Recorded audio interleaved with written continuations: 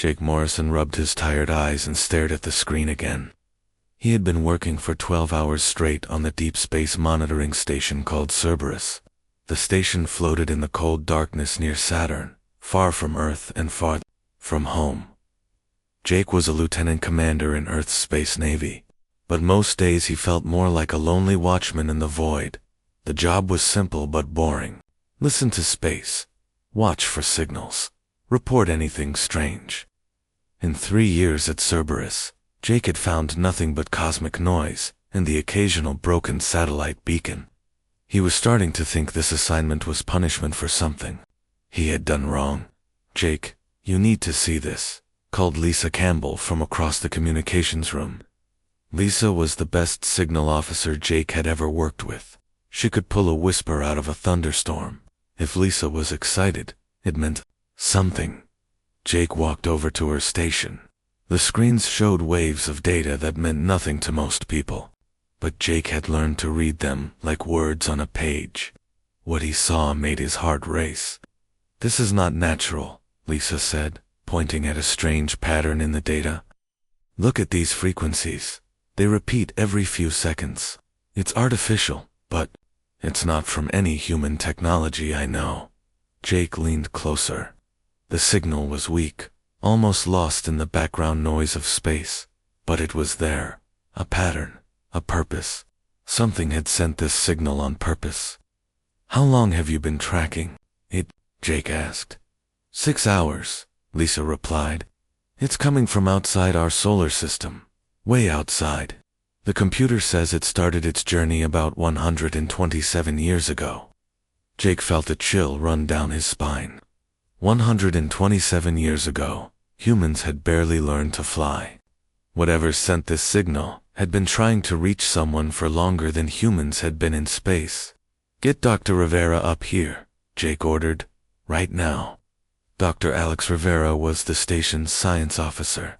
He was a thin man with thick glasses, who could solve puzzles that made other people's heads hurt. If anyone could figure out what this signal meant, it was Alex. 20 minutes later. Alex was hunched over Lisa's computer, his fingers flying over the keyboard. Numbers and symbols flashed across multiple screens. Jake had no idea what most of it meant, but he could see Alex getting more excited with each passing minute. "This is incredible," Alex muttered. "The signal is compressed and encoded." Whoever sent it was very smart. They knew that space would try to destroy their message, so they built it to survive the journey. "Can you decode it?" Jake asked. "I think so. Give me a few hours." Those few hours turned into 3 days. Alex barely slept. He lived on coffee and determination. Jake and Lisa took turns bringing him food and checking his progress. The other crew members on the station started gathering around the communications room, sensing that something important was happening. On the 3rd day, Alex called everyone together. His eyes were red from lack of sleep, but he was smiling. "I've got it," he announced. "This is a message from aliens." The room went silent. Jake felt like the air had been sucked out of his lungs. In all of human history, this was the moment they had been waiting for. First contact.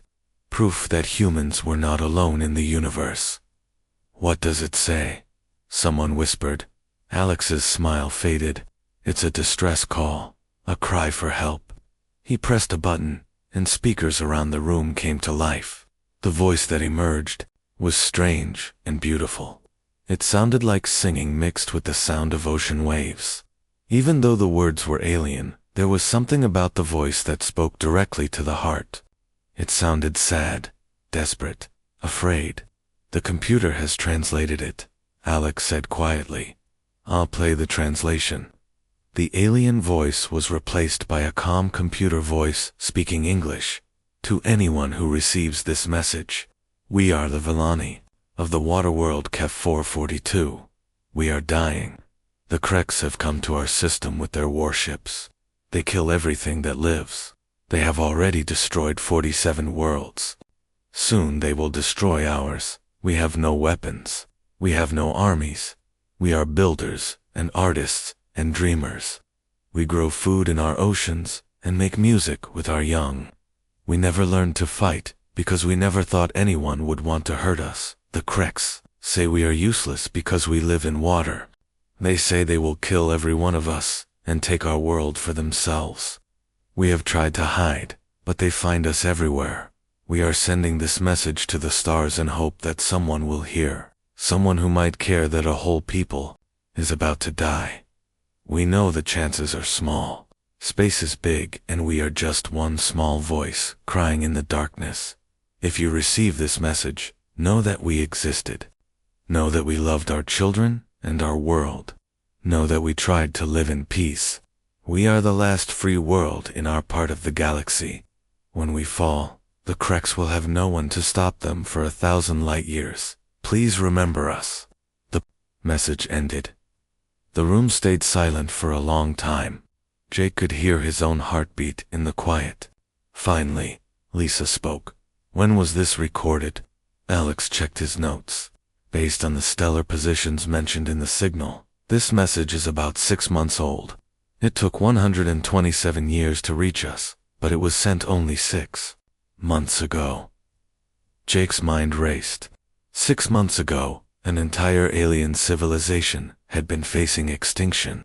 They had sent out a desperate call for help, not knowing if anyone would ever hear it. Not knowing if anyone would care. Are they still alive? Jake asked, though he was afraid of the answer. Alex shrugged sadly. There's no way to know. But if the Kreks are as powerful as the message suggests, probably not. Jake stared at the communications equipment around him. For 3 years, he had been listening to empty space, finding nothing. Now he had found something that changed everything. Somewhere out there, an entire species had lived and loved and created art and music. They had faced extinction, and their last act had been to reach out to the universe, hoping someone would remember them. But Jake was thinking about something else. The message had mentioned that the Villani were the last free world in their region. If that was true, and if the Kreks had destroyed them, then these Kreks had built an empire of death across hundreds of worlds. And according to the message, they were still expanding. Jake made a decision that would change the course of human history. Lisa, send an immediate priority message to Earth Command. Tell them we have confirmed alien contact. Tell them we have a war to fight. The emergency meeting at Earth Command lasted 18 hours. Admiral Kate Sullivan had called together every important military leader, scientist, and politician on Earth. The room was full of tired, worried faces. On the big screen at the front, the Villani message played over and over. Captain Ryan Torres sat in the back row, trying to stay awake. He commanded the experimental warship called Retribution, humanity's newest and most advanced space vessel. Ryan was used to test flights and training missions, not discussions about alien wars. But today, everyone was looking at him like he might be the answer to an impossible problem. The facts are simple, Admiral Sullivan said to the room. 6 months ago, an alien species called the Villani sent out a cry for help. They were being attacked by something called the Kreks. The Villani world is 127 light years away. Even with our fastest ships, it would take us 6 months to get there. President Dan Mitchell stood up from his chair at the front table. He was a big man with gray hair and serious eyes. Admiral, what are the chances that these Villani are still alive? Very small, sir, the Admiral replied honestly. The message suggested the attack was already underway. 6 months is a long time. Dr. Patricia Hayes, the head of Earth's Defense Research, raised her hand. We need to talk about the bigger picture here. This message mentions that the Kreks have destroyed 47 worlds, 47 entire civilizations. If that's true, we're not just talking about one species in trouble. We're talking about an empire built on genocide. The room buzzed with quiet conversations. Ryan could see the fear in people's faces. Humanity had always wondered if they were alone in the universe. Now they knew they weren't alone, but their new neighbors were apparently monsters. General Marcus Wright, a tough old soldier with scars on his hands, spoke up from the middle of the room. The way I see it, we have two choices. We can hide and hope the Kreks never find Earth, or we can go out there and fight them before they get too close to us. Fight them with what? Asked Senator Carol Jones. We have maybe 50 warships in our entire fleet. According to this message, the Kreks have conquered 47 worlds. They must have thousands of ships. Ryan Torres felt all eyes in the room turn to him. He cleared his throat and stood up slowly. There might be a third option, he said. His voice sounded small in the big room, but everyone was listening. The Retribution has a new drive system. We call it the quantum jump drive. It's never been tested at long distances, but the computer models say it could make the trip to Villani space in 3 weeks instead of 6 months. Admiral Sullivan frowned. Captain Torres, that drive system is experimental. We don't even know if it works properly. That's correct, ma'am, Ryan replied. There's a good chance it would destroy my ship and kill my crew, but if it works, we could get there in time to help. The room exploded in arguments. Half the people thought Ryan was crazy. The other half thought he might be humanity's only hope. Ryan sat back down and listened to them fight. Dr. Hayes stood up and waited for quiet. When the room calmed down, she spoke in a clear, strong voice. I've been studying the Villani message for 3 days. There's something important that we haven't talked about yet. The message mentions that the Villani are builders and artists. But hidden in their technical data, I found references to biological technology that's hundreds of years ahead of ours. These people aren't helpless. They're incredibly advanced. They just don't know how to fight. President Mitchell looked interested. What kind of biological technology? Medicine that can regrow lost body parts? Weapons that could turn an enemy's own biology against them? Ships that can repair themselves? The Villani have been developing this technology for centuries, but their peaceful nature means they've never used it for war. General Wright leaned forward. You're saying they have weapons, but won't use them? I'm saying they have the knowledge to make weapons, but don't know how to think like warriors, Dr. Hayes replied. That's where we come in. Humans have been fighting wars for thousands of years. We know strategy, tactics, and most importantly, we know how to make hard decisions when lives are at stake. The president walked to the window and looked out at the lights of the city below. For several minutes, nobody spoke. Finally, he turned back to the room. I've made my decision, he said. Captain Torres, you're authorized to attempt the jump to Villani space, but you're not going alone. Ryan felt his heart skip. Sir, if we're going to do this, we're going to do it right. Admiral Sullivan, I want every available warship prepared for deep space travel. We're sending a fleet. The Admiral looked shocked. Mr. President, that's almost our entire space navy. If we lose those ships, Earth will be defenseless. Admiral, if we don't stop the Kreks now, Earth will be defenseless anyway, the President replied. These Kreks have been building their empire for centuries. They've had no real opposition. It's time they learned what happens when they pick a fight with humanity. Senator Jones stood up quickly. Mr. President, you're talking about declaring war on an alien empire. We don't even know if we can beat them. Senator, they declared war on us the moment they started killing innocent people, the president said firmly.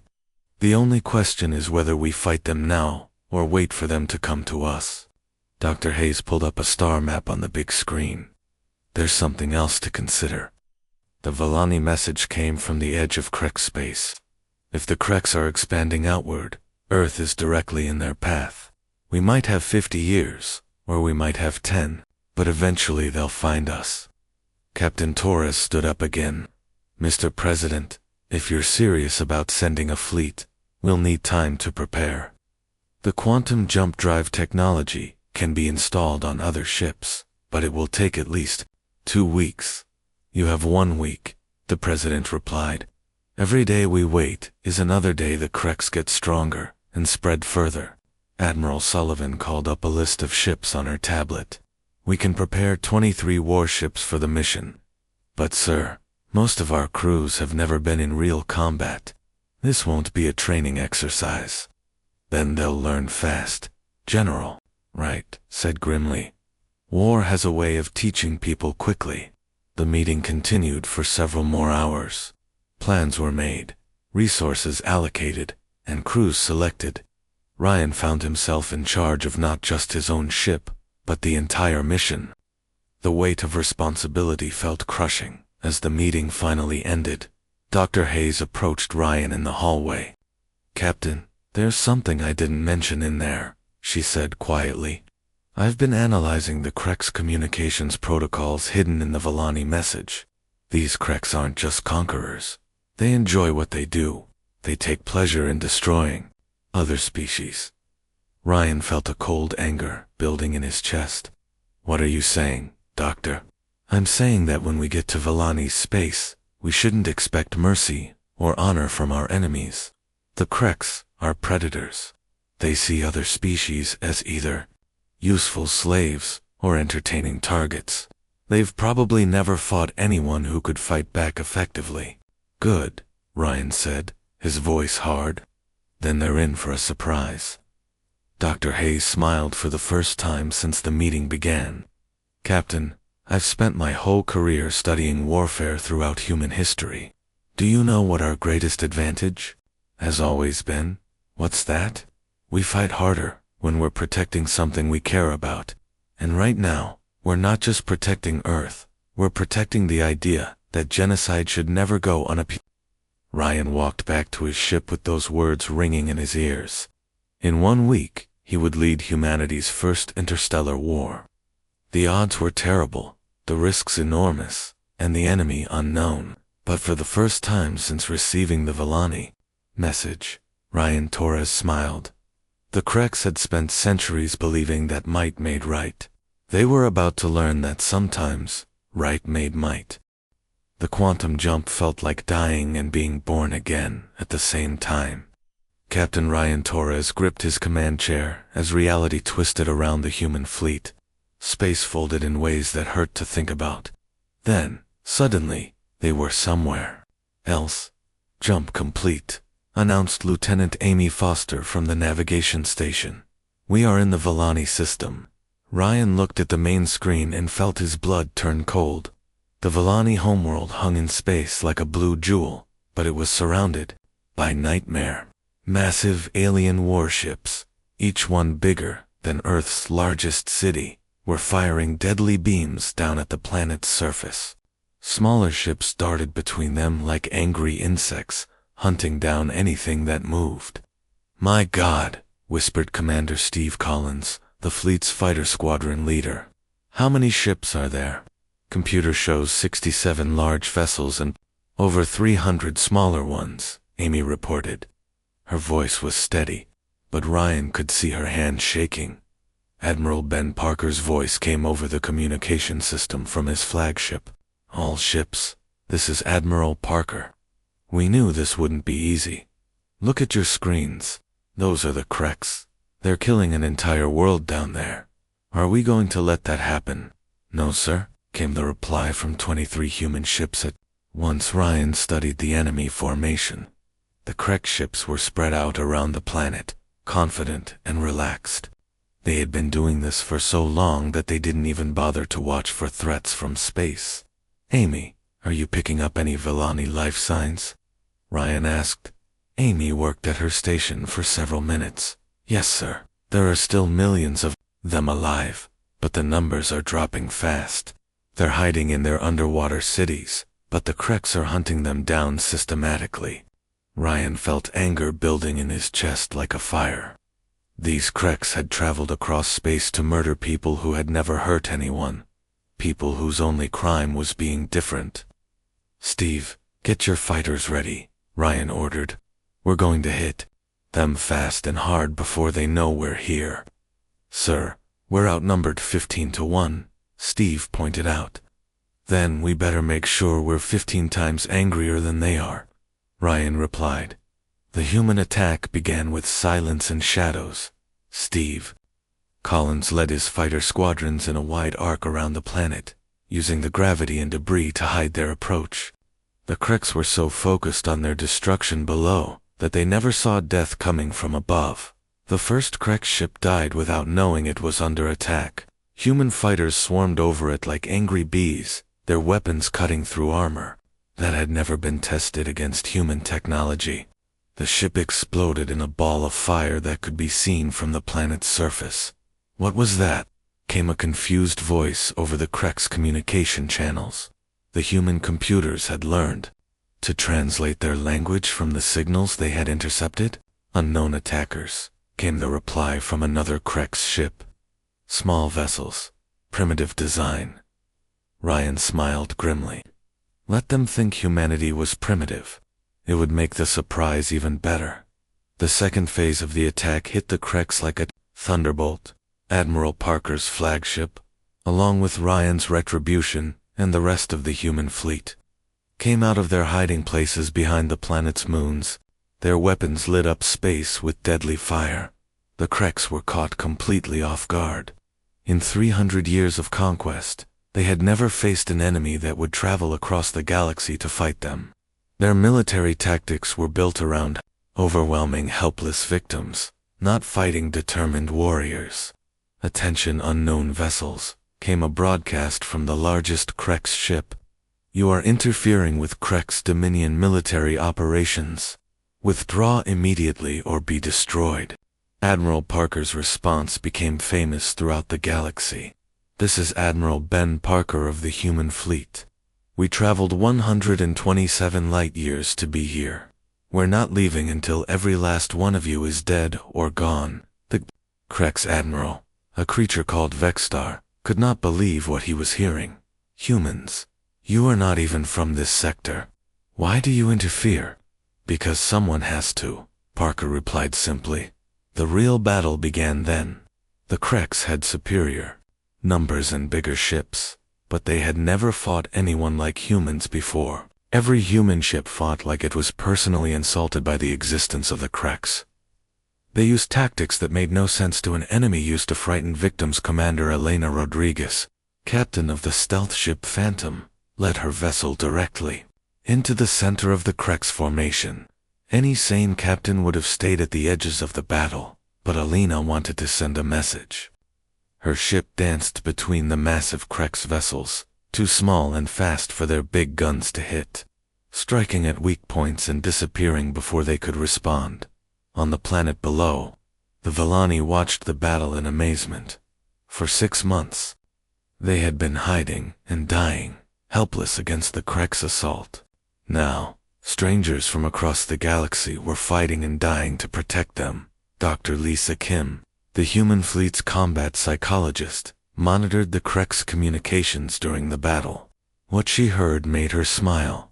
"They're panicking," she reported to Admiral Parker. "They keep asking each other why we fight so hard for people we've never met. They don't understand the concept." "What concept?" Parker asked, ducking as his ship shook from enemy fire. "Honor," Lisa replied. "The Kreks have spent so long bullying the weak that they've forgotten what it's like to face someone who fights back." The turning point came when the Kreks tried to destroy the planet rather than lose it. Their massive flagship began charging a weapon that could crack a world in half. The energy readings were so high that every ship in the system could see them. Captain Torres made a decision that changed the course of the war. He turned the Retribution directly toward the Kreks' flagship and pushed his engines to maximum power. "Captain, what are you doing?" Amy Foster called out in alarm. "My job," Ryan replied calmly. He opened a channel to the entire fleet. "This is Captain Torres. It has been an honor to serve with all of you. Tell Earth that we kept our promise." The Retribution slammed into the Kreks' flagship at nearly the speed of light. The explosion was visible from 3 star systems away. Both ships were destroyed instantly, but the planet-killing weapon died with them. The remaining Krek ships found themselves facing something they had never experienced in 3 centuries of conquest: defeat. Ship after ship fell to human weapons and human tactics. The survivors began to retreat, But Admiral Parker had one more message for them. Attention fleeing Krex vessels, he broadcast on all frequencies. Take this message back to your empire. Earth remembers. Earth comes for you. And next time, we're bringing friends. The Battle of Vellani lasted 5 hours. When it was over, the ocean world was free, but the cost had been terrible. 7 human ships were destroyed, including the Retribution. Over 3,000 human warriors had died defending people they had never met. But the Vellani were alive, and across the galaxy, other species who had lived in fear of the Krex began to hear a new word, hope, on the planet below. The Vellani emerged from their underwater cities for the first time in months. They sent a message to the human fleet that brought tears to the eyes of hardened warriors. Thank you, the message said simply. You answered our call. You came when no one else would. How can we ever repay such a gift? Admiral Parker's response was broadcast throughout the galaxy and became the foundation of what would later be called the Galactic Defense Compact. You don't repay a gift like this, he said. You pass it on. Help us free the others. Help us make sure no one ever has to send an SOS into the void again. The war for the galaxy had begun, and humanity had fired the first shot heard round the universe. War Chief Galactic was the most feared military commander in the Krex Dominion. In 50 years of conquest, he had never lost a single battle. He had destroyed civilizations, enslaved entire species, and turned peaceful worlds into burning ruins. When news of the defeat at Vellani reached the Krex homeworld, there was only one choice for who would crush this human problem. Galactic assembled the largest war fleet in Krex history, 217 ships, each one a floating fortress of destruction. His flagship alone carried enough firepower to level a continent. The war chief was confident that this human infestation would be crushed quickly and brutally. These humans fight for creatures they have never met, Galactic told his officers as the fleet prepared to leave. Such foolishness will be their downfall. We will make an example of them that the galaxy will remember for 1,000 years. But Galactic had made the same mistake that every Krex commander made. He thought that fighting was about ships and weapons and numbers. He had never learned that sometimes fighting was about something much more dangerous. The willingness to sacrifice everything for what was right. Admiral Ben Parker stood on the bridge of his new flagship, the Defiance, and watched the Krex fleet approach on his screens. The enemy ships filled space like a swarm of metal locusts. Parker had only 37 human vessels left, plus the new ships that the Vellani had helped build using their biological technology. Admiral, the Krex fleet will be here in 6 hours, reported Lieutenant Commander Jake Morrison, who had been transferred from the monitoring station to join the fleet. They're not trying to hide. They want us to see them coming. Good, Parker replied calmly. Fear is a weapon, but it only works if your enemy is afraid of dying. Let them come. The human defense of Vellani space was unlike anything the galaxy had ever seen. Parker didn't just wait for the Krex to attack. He took the fight to them in ways that broke every rule of space warfare. Colonel Marcus Wright led the ground assault teams that hit Krex supply bases on the outer moons of the system. His troops fought in the vacuum of space without atmosphere, in crushing gravity that would kill most species, and in the freezing cold of airless worlds. They moved like ghosts, struck like lightning, and disappeared before the enemy could respond. How are they doing this?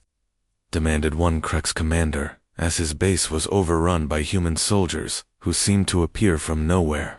They fight like demons. Captain Elena Rodriguez took the stealth destroyer Phantom deep into enemy territory, but she wasn't just fighting, she was broadcasting. On every Krex communication frequency, she sent recordings of human music, battle cries from Earth's ancient wars, and footage of humanity's greatest military victories. You want to know what you're fighting? Elena's voice echoed through Krex. Ships. We are the species that survived ice ages and plagues and asteroid impacts. We are the people who climbed out of caves and reached for the stars. We have been perfecting the art of war for 10,000 years. And now, you have made us angry.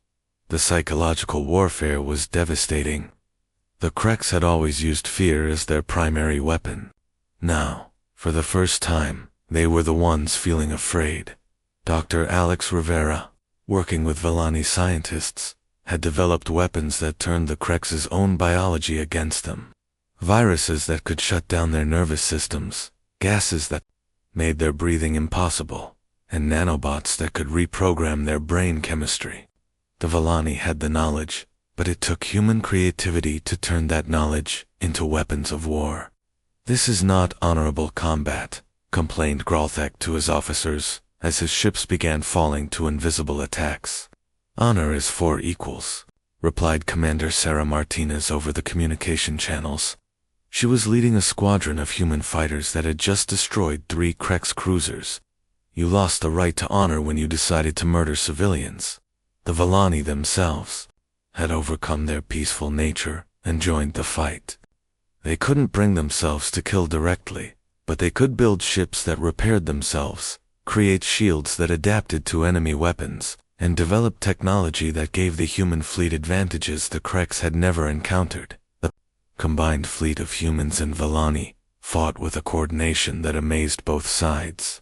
The humans provided the warrior spirit and tactical knowledge, while the Vellani provided advanced technology and strategic thinking. Together, they were more than the sum of their parts, but the Kreks still had superior numbers. For every enemy ship that fell, 2 more took its place. The human fleet was being slowly overwhelmed, despite their advantages in tactics and technology. The turning point came when Gralthek made a decision that sealed his fate. Frustrated by the stubborn human resistance, he ordered his ships to target the Vellani cities directly. If he couldn't defeat the human fleet, he would at least complete his original mission of wiping out the Vellani. The massive Kreks guns began firing at the planet's surface, sending beams of energy that boiled the oceans and cracked the seafloor. Millions of Vellani civilians died in the first hour of the bombardment. Admiral Parker received the reports from the planet and felt something break inside his chest. These were the people who had sent out that desperate message into space. People who had never hurt anyone, who had spent their lives creating art and beauty, and now they were dying because humanity had failed to protect them. "All ships," Parker said over the communication system. His voice was quiet, but every human in the fleet could hear the deadly calm in it. "The Kreks want to play by their rules. Fine, let's show them what our rules look like." What happened next became known throughout the galaxy as the Hour of Human Fury. Every human ship stopped trying to preserve themselves and started trying to inflict maximum damage on the enemy. They rammed Kreks vessels, detonated their own reactors inside enemy formations, and fought with a berserker rage that shocked even their Vellani allies. Captain Ryan Torres, who had survived the destruction of the Retribution when his escape pod was rescued, took command of a damaged human cruiser called Vengeance. The ship's weapons were destroyed and its engines were failing, but Ryan had one weapon left, the ship itself. "This is for every innocent life you've taken," Ryan said, as he piloted the Vengeance directly into Gralthek's flagship. The collision tore both ships apart, but not before Ryan broadcast one final message that reached every corner of the galaxy. "We are humanity. We crossed the void to be here. We came because someone asked for help, and we will never stop coming. Never." The death of Gralthek broke the Kreks fleet's morale. Ship after ship began to retreat, abandoning the battle and fleeing toward their own territory. But Admiral Parker wasn't done with them yet. "Attention all Kreks vessels," Parker broadcast, as the enemy ships ran. "Take this message to your leaders. You have awakened something in the galaxy that has been sleeping. We are coming for you, all of you, and we're not coming alone." The Second Battle of Vellani was over, but the war was just beginning. The Kreks Dominion had lost its most powerful fleet and its greatest commander. More importantly, they had lost something they had never lost before: their aura of invincibility across the galaxy.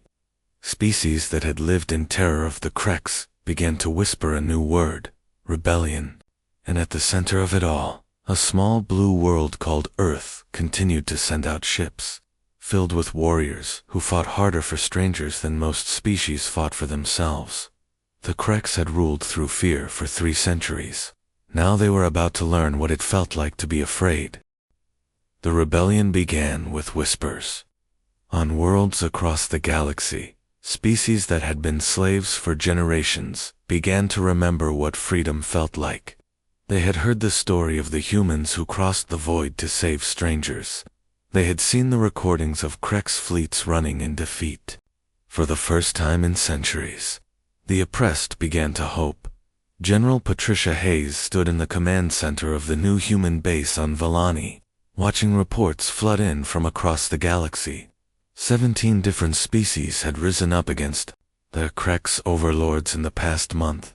Some had succeeded, others had been crushed, but all of them had fought with a fury that surprised even the humans. "Ma'am, we're receiving another request for assistance," reported Communications Officer David Kim, this time from the Zephyrians in the Delta sector.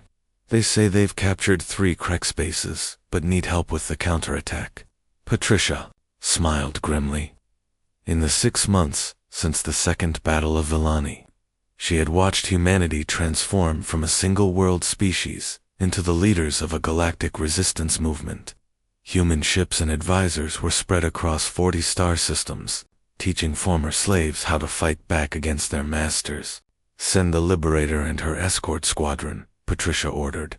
"Tell Captain Rodriguez that the Zephyrians are priority 1. Admiral Ben Parker walked into the command center, his uniform showing the wear of constant travel between star systems. He had been building alliances, coordinating attacks, and turning the Kreks' own empire against them. The work was exhausting, but every freed world made it worthwhile. "General, we need to talk," Ben said quietly. "I just received intelligence from our deep space scouts. The Kreks are massing a fleet at their homeworld of Dominar. Everything they have left. They're planning one final assault to break the rebellion." Patricia pulled up a star map showing the current state of the galaxy. Red markers showed Kreks-controlled worlds, which were fewer every day. Blue markers showed liberated worlds, growing like flowers after rain. Green markers showed the human fleet positions, scattered but coordinated. "How big a fleet?" Patricia asked. "Over 800 ships," Ben replied. "Everything from their core worlds, pulled back from the frontier. It's their entire remaining military power in one place." Patricia whistled softly. Even with all their allies, the combined Liberation fleet numbered only about 400 ships. The mathematics of the situation were brutal. "They're betting everything on one massive strike," she said. "If they win, they crush the rebellion and restore their empire. If they lose, the Kreks are finished as a galactic power." Ben completed. "The question is, are we ready for this fight?" The answer came from an unexpected source. Dr. Alex Rivera, now working with scientists from 12 different species, had been developing new technologies by combining human creativity with alien knowledge. The breakthrough came from the most unlikely partnership in the galaxy: human warriors working with Valani pacifists. "We call it the Unity Drive," Alex explained to the assembled fleet commanders. "It's based on Valani biotechnology combined with human quantum mechanics. Instead of each ship fighting alone, the entire fleet becomes connected like a single organism. Every ship shares information, coordinates attacks, and supports the others automatically." Captain Elena Rodriguez, now commanding the heavy cruiser Phoenix, studied the technical specifications. "This is incredible, but is it safe? What happens if one ship is destroyed?" "The network adapts," Alex replied. "It's designed to survive damage and keep functioning. The Valani taught us that the strongest systems are the ones that support each other." The final battle was planned for the Dominar system, the heart of the Krex Empire. It would be the largest space battle in galactic history, with over 1,200 ships from dozens of species, converging on a single point in space. But the humans had learned something important during their months of fighting across the galaxy. This war was about more than ships and weapons. It was about the idea that genocide should never go unpunished, that the strong should protect the weak, and that freedom was worth any sacrifice. Admiral Parker stood on the bridge of his flagship, now called Humanity's Promise, and looked at the fleet assembled around him. Human ships flew alongside Villani biovessels, Zephyrian crystal fighters, and ships from 20 other species that had joined the cause. Each one carried crews that had chosen to risk everything for the chance to live free. All ships, this is Admiral Parker, he broadcast to the fleet. In a few hours, we will face the largest enemy force in galactic history. They have more ships, bigger weapons, and centuries of experience in warfare. But they have forgotten something important. They're fighting for an empire built on fear. We're fighting for the idea that every species deserves to live free. The Battle of Dominar began with the largest coordinated attack in galactic history. The Unity Drive allowed the Liberation Fleet to fight as one organism, with every ship supporting the others in perfect coordination.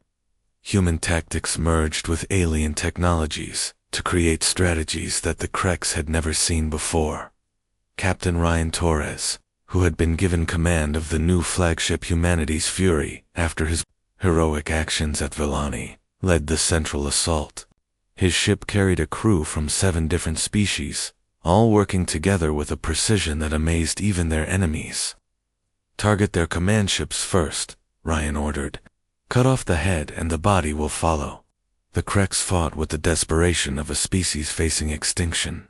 Their ships were powerful, and their crews experienced, but they were fighting the old way, each ship for itself, following orders from above, treating their crews as expendable resources.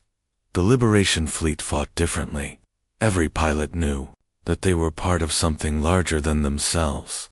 Every decision was made with the knowledge that victory meant freedom for billions of beings across the galaxy. The turning point came when the Krex Emperor himself, an ancient creature called Supremus Rex, took personal command of the battle. He had ruled the Empire for over 2 centuries and had never faced a defeat he couldn't reverse through superior firepower, humans.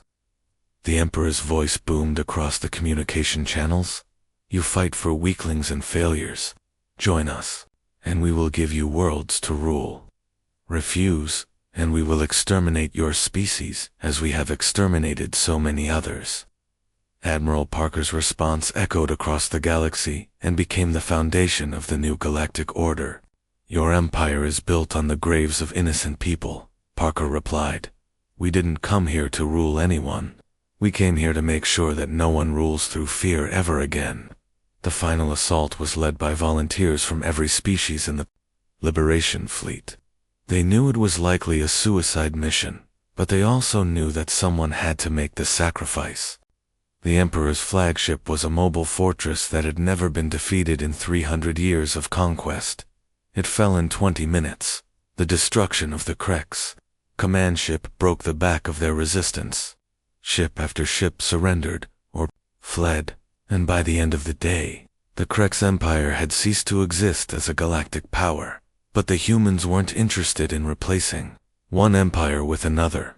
Instead, they proposed something that had never existed in galactic history, a voluntary alliance of free worlds, dedicated to mutual protection and the defense of the innocent. The Galactic Defense Compact was signed on the ruins of the Krex homeworld, with representatives from 47 different species. The founding principle was simple. An attack on one member was an attack on all. Admiral Parker, now promoted to Fleet Admiral, gave the closing speech at the signing ceremony. 6 months ago, we received a message from across the void, he said.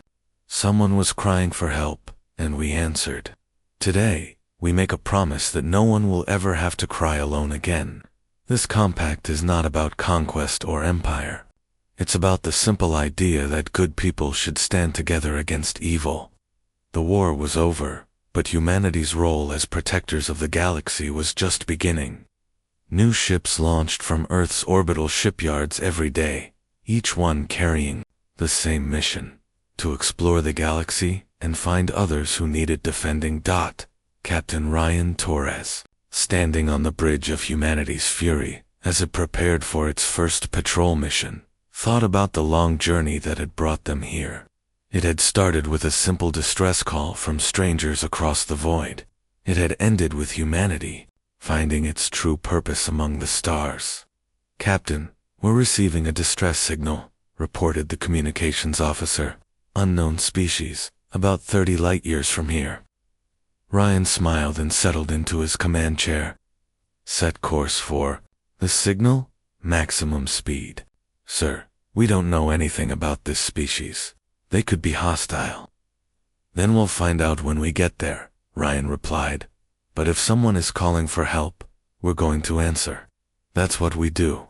As humanity's fury jumped to quantum speed and disappeared into the void, its mission broadcast to the galaxy on all frequencies: "We are humanity. We hear your call. We are coming." The age of empire was over. The age of protection had begun. And somewhere in the vast darkness of space, other voices were calling out, knowing now that someone would always answer.